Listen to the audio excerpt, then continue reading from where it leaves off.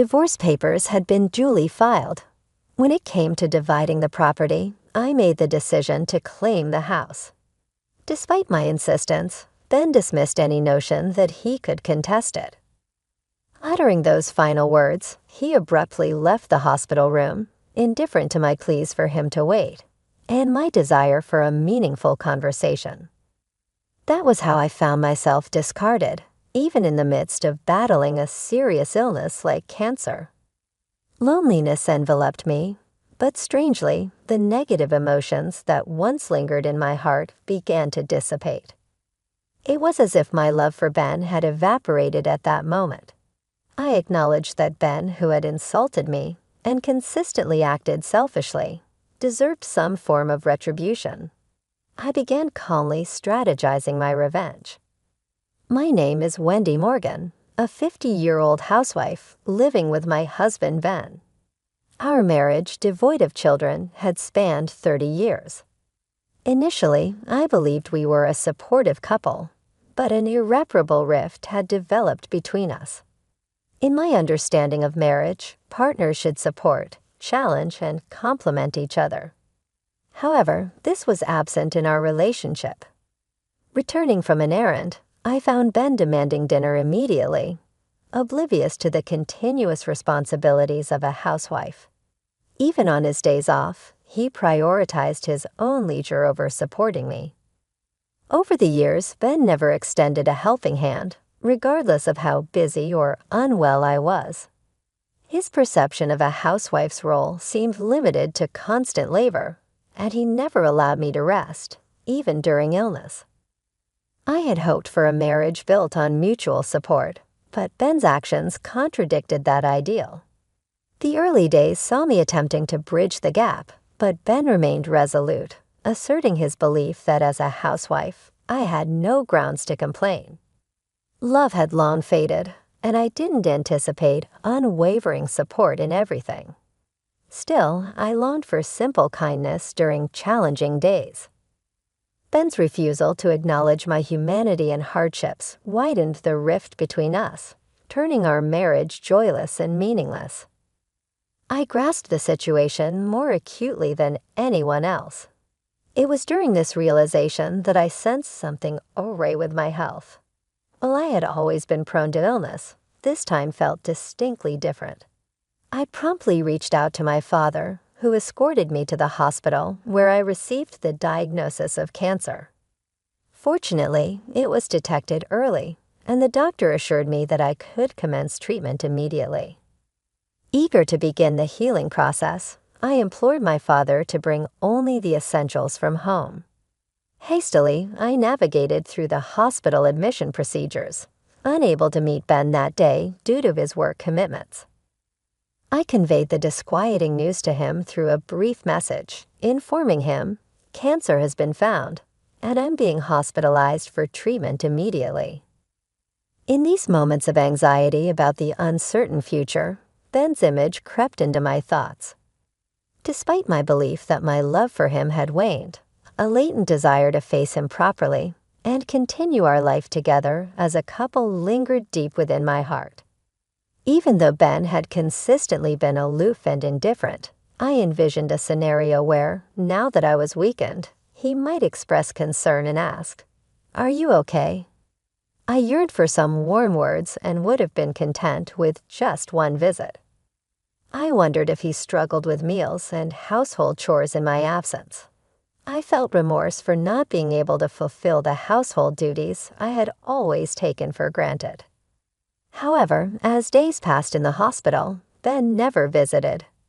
He had read my message, and yet there was no expression of concern, not even a simple reply acknowledging the situation. His apparent indifference, despite my serious illness, shook me to the core, causing profound pain. Realizing the futility of my expectations, I decided to stop anticipating anything from Ben. With this newfound mindset, I faced the grueling battle against the illness. The treatment was as demanding as expected, marked by enduring pain and suffering. The medication's side effects took a toll on my body, leading to many sleepless nights filled with discomfort. There were moments when I contemplated giving up on treatment, allowing my deteriorating body to take its course and end my life. However, each time I felt this way, the encouraging words from my parents, reassuring me that I was doing great and that things would surely get better, compelled me to summon strength and endure until today. Then on a day when I was particularly unwell, lying in bed and staring blankly at the ceiling, the door to my room unexpectedly swung open. It wasn't the day for my parents to visit, and I couldn't help but wonder who had entered. The identity of the visitor became clear as I shifted my gaze and saw Ben standing there. Had he finally come to visit me, genuinely concerned about my condition? As he looked at my emaciated face with hollow cheeks, a whirlwind of emotions left me speechless. Would he come to dislike me even more? Without displaying any concern for my state, Ben sat on a chair next to the bed, stared at me, and laughed. "So this is how bad one can look with cancer, huh?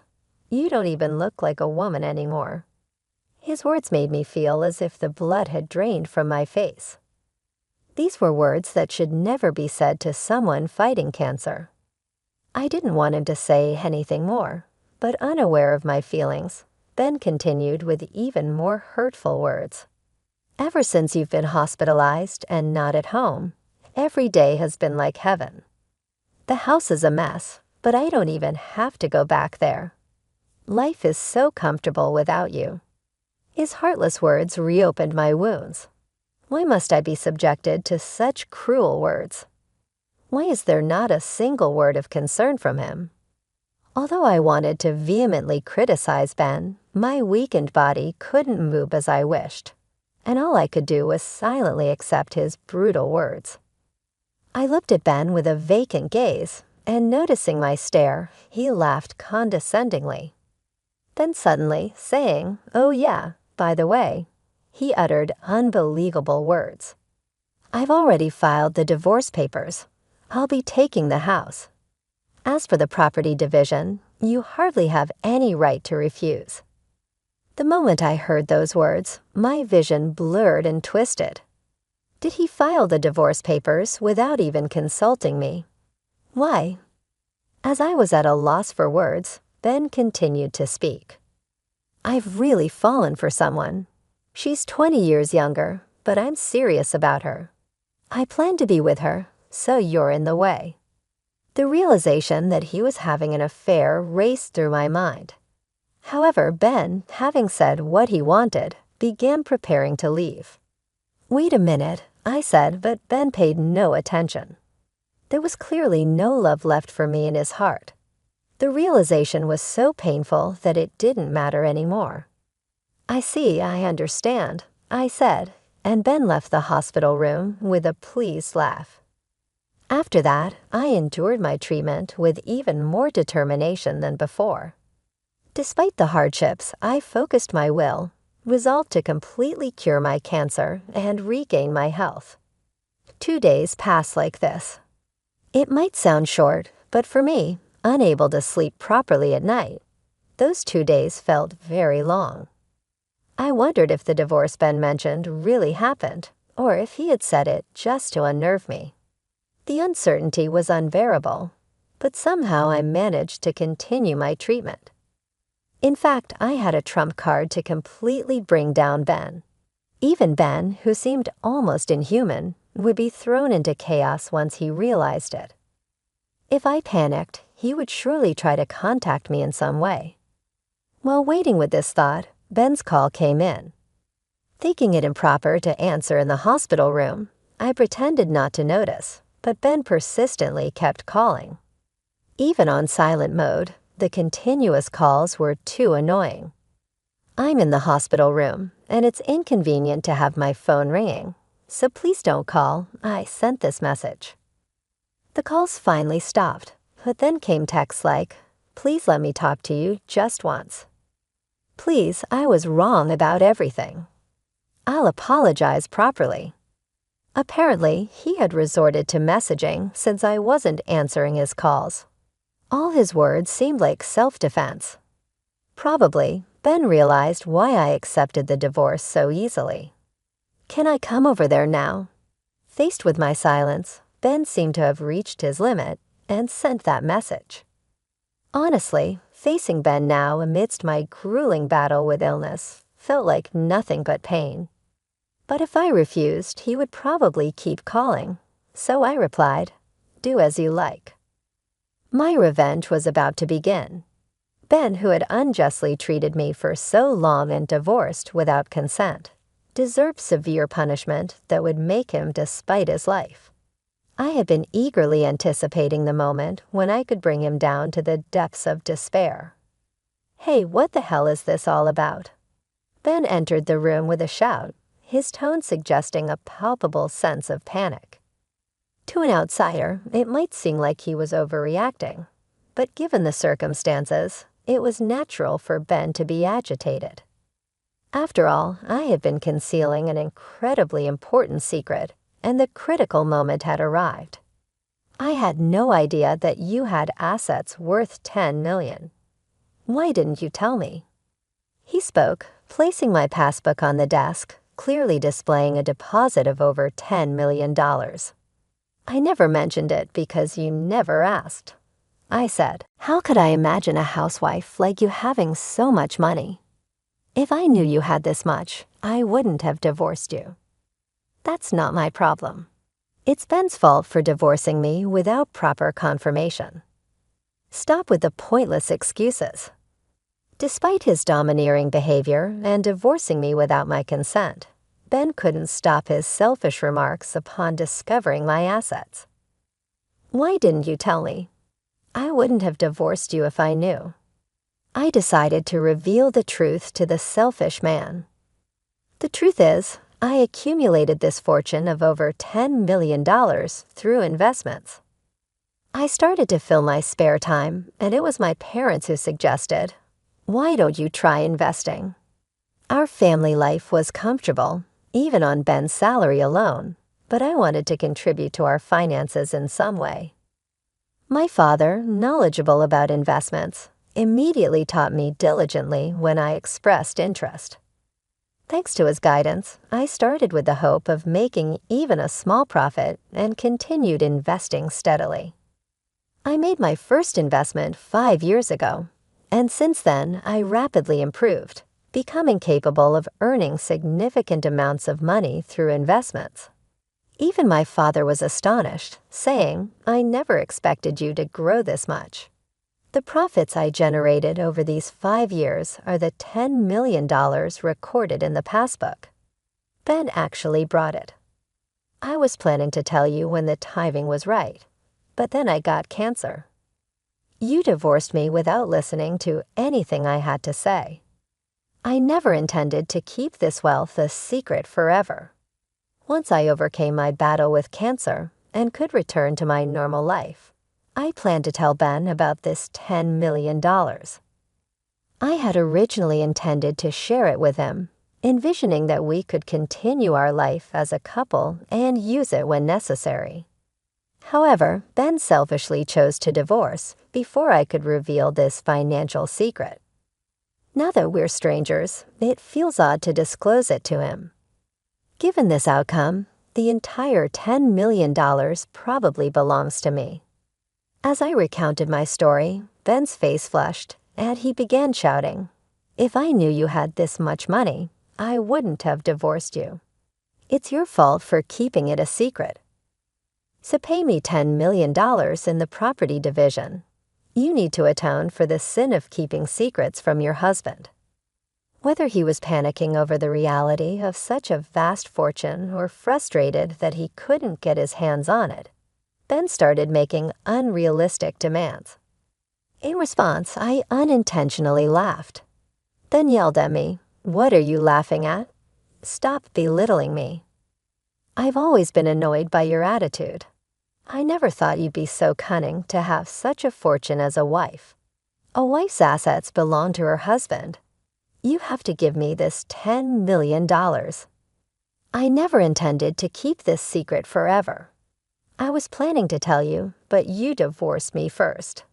Stop making excuses. It's all your fault for keeping secrets."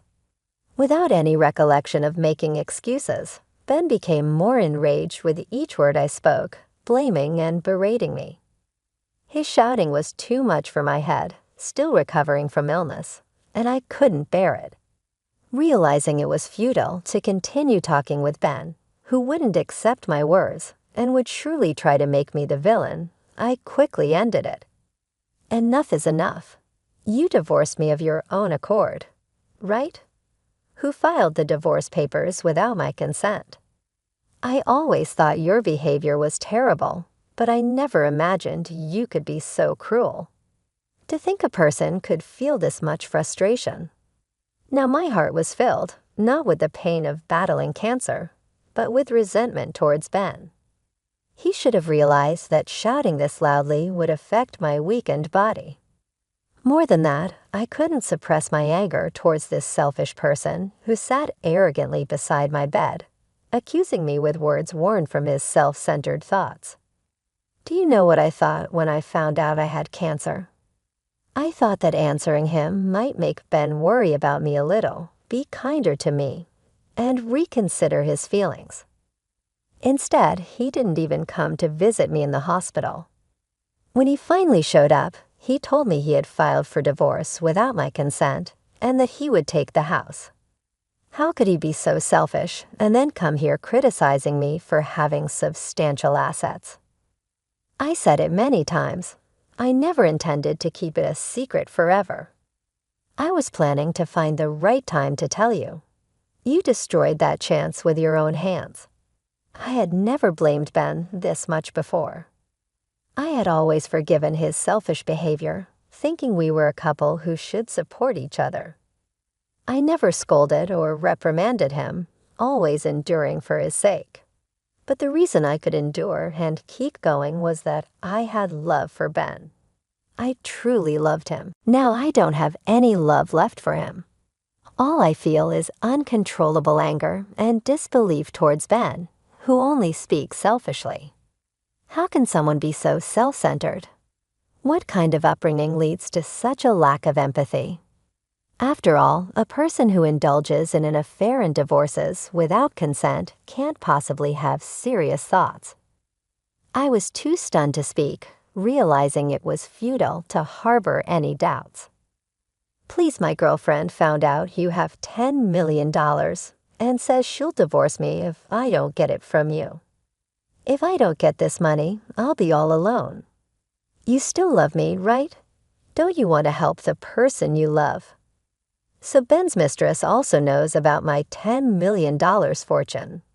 He must have carelessly told her. From Ben's story, it seems his mistress is also quite obsessed with money. Birds of a feather flock together, I guess. As much as Ben and his mistress seemed to be a match, I couldn't care less about him. No matter how much suffering comes his way, it has nothing to do with me anymore. Please, I'll do anything. Just give me the $10 million. Otherwise, I'll suffer. Please help me. I had never seen Ben so desperate. Ben's expression seemed so ridiculous that I couldn't help but laugh. At the same time, I felt disappointed and miserable, realizing he had never been this desperate about anything related to me. The more we talked, the colder my feelings for Ben became.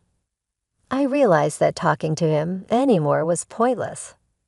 No more dealing with this rotten man could possibly lead to my happiness. I felt foolish for suffering and hoping during my illness that he might come and speak kindly to me one day, oblivious to my feelings. Then continued to plead, "Please, I'm begging you. Help me." But I couldn't bear to hear his words any longer. "Please leave now," I said. Ben started to plead with a look of desperation. Even that was noisy and unpleasant to me. I pressed the nurse call button, explained the situation, and asked the nurse to get rid of Ben. A security guard came and forcibly removed him from the room. "Please listen to me. I need you," he shouted until the moment he was thrown out. But I no longer accepted any of his words. Afterwards, he visited the hospital many times, But the nurses, knowing the situation, never let him near my room again. According to a friend, Ben, unable to get the $10 million, disappointed his mistress and was promptly divorced. Now left alone, as for me, I continued to confront my cancer with determination and finally recovered and was discharged. The relief of overcoming my difficult battle with cancer and the newfound energy I felt were more precious than anything. Now I'm living a peaceful and relaxed life, gradually using the assets I grew through investments.